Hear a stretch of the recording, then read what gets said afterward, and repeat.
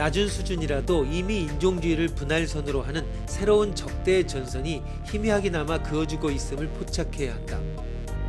갈등과 문제점들을 생산적인 방향으로 드러내기 위해서라도 제도적 인종주의의 문제를 포착하여 실천적 논의의 지점으로 삼는 것이 필요하다.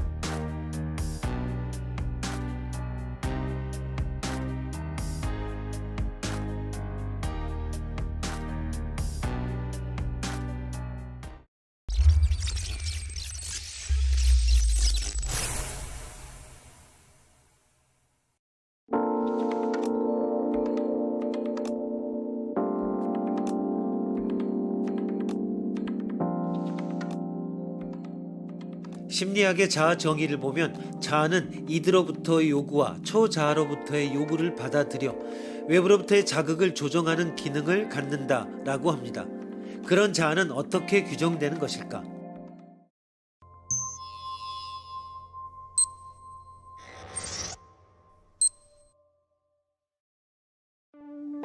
자기 자신을 아는 것, 즉 내가 누구며 어떻게 현재의 내가 만들어졌는지를 아는 것은 쉬운 일은 아니다. 그리고 자신에 대해 안다고 생각하는 순간 그 자신은 변한다. 나이를 먹고 다른 관계를 만들고 새로운 것에 관심을 갖고 대학에 가고 직업을 바꾸며 새로운 공동체에 속하면서 자신을 알아가는 과정은 계속 반복된다. 그래서 생애 전체가 자신이 누구인지 그리고 어떻게 이렇게 행복한 사람이 되었는가를 알아내는 노력에 쓰이게 된다. 자신이 누구인가를 설명할 수 있는 방법 중 하나는 자신의 삶에서 중요한 인간관계, 특히 가족이나 친구 관계를 살펴보는 것이다. 자신의 내면을 들여다보는 또 다른 방법은 자신의 경험과 그 경험들이 어떻게 나를 만들었는지에 대한 판단이다.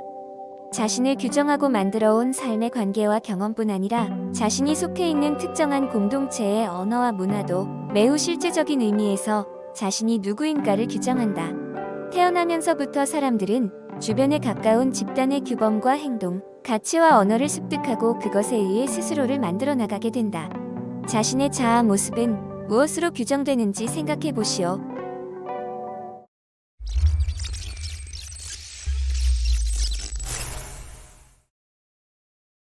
원시 사회 속에서 인간은 자기 홀로 있는 것만으로는 아직 완성된 존재가 아니었습니다.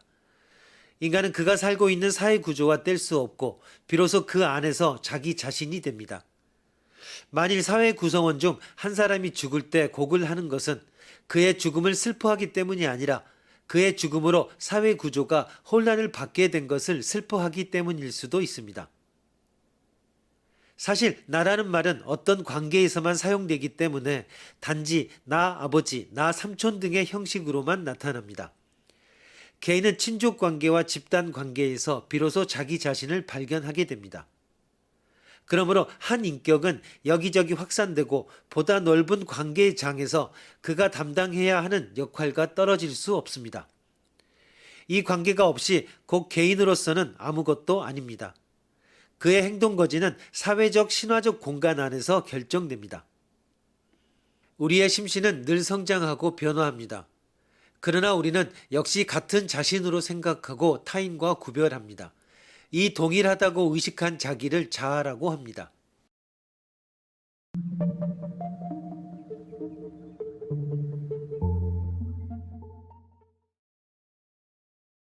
자아는 1923년 이전까지는 의식을 중심으로 한 자기의 의미로 사용되고 있었습니다. 즉 나에 가까운 것으로 말해지고 있었던 것입니다. 그러나 프로이드의 심리학 이후 자아, 에고라는 개념은 의식과 전의식, 거기에 무의식의 방위를 포함한 마음의 구조를 가리키는 말로 명확하게 되었습니다. 자아는 이들로부터의 요구와 초자아로부터의 요구를 받아들여 외부로부터의 자극을 조정하는 기능을 갖습니다. 자아는 의식과는 다른 것으로 어디까지나 마음의 기능이나 구조로부터 정의된 개념입니다. 유명한 프로이트의 격언으로는 자아는 그 자체, 의식되지 않는다라는 발언이 있습니다. 자아의 대부분은 기능이나 구조에 의해서 파악되고 있어 자아가 가장 빈번히 실시하는 활동의 하나로서 방위를 둘 수 있지만 이 방위는 인간에게 있어서 대부분이 무의식적입니다. 따라서 자아는 의식이라고 생각하는 것은 주의하지 않으면 안 됩니다. 의식하는 나라는 개념은 정신분석학에서는 자기 혹은 자기 이미지로서 명확하게 구별되고 있습니다. 우리말에서 자아라는 말은 일반적으로는 나와 동의어로 생각되기 쉽지만 그것은 일상어의 범위에서 사용하는 경우에만 들어맞습니다.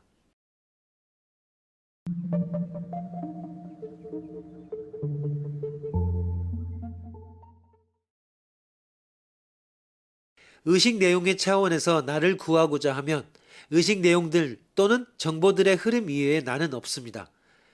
그리고 그 차원에서 보면 나는 컴퓨터와 다를 바가 없습니다. 현재의 나의 생각 또는 느낌은 나의 안과 밖의 환경으로부터 내 두뇌에 이미 입력되어 있던 정보들이 불러일으키는 효과에 지나지 않습니다. 나는 현재에 작용하지만 그 나란 결국 과거 사유의 흔적, 과거 느낌의 잔재, 과거로부터 이어지는 의식 내용의 침전물일 뿐입니다.